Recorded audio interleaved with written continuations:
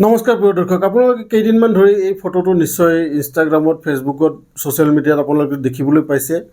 আৰু ইয়াৰ ওপৰত এয়াও লিখা আছে যে 220 কৰোৰ টকা দি এজন মানুহ কুকুৰ হ'ল বুলি।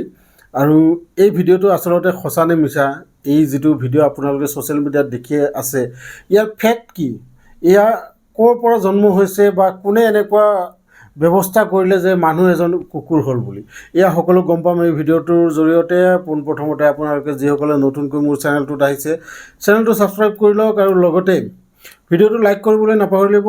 আহক আমি জানি লওঁ এই মানুহজন আচলতে কোন, ক'ৰ পৰা এখেতে এনেকৈ কুকুৰৰ জীৱন তেখেতে গ্ৰহণ কৰিলে, এই সকলোবোৰ জানিম ভিডিঅ'ত।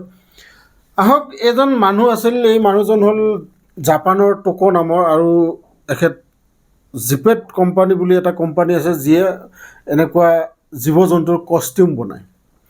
আৰু এই টোকোৱে জেপেট কোম্পানীত এটা কুকুৰৰ কষ্টিউম বনাবলৈ প্ৰায় 20 লাখ টকা, 20 লাখ জাপানী য়েন, অৰ্থাৎ ভাৰতৰ টকা হিচাপে 11 পৰা 12 লাখ টকা পৰিব।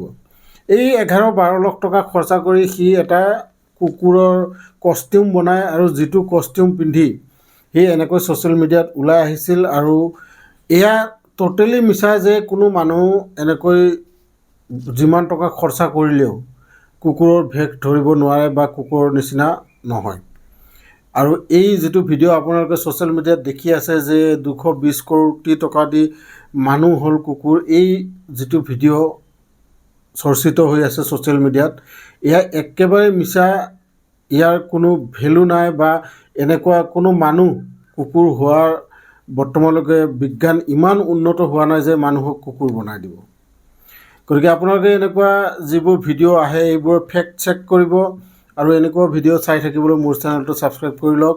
লগ পাম এনেকুৱা এটা ইনফৰ্মেটিভ ভিডিঅ' লৈ নেক্সট ভিডিঅ'ত, তেতিয়ালৈকে ধন্যবাদ।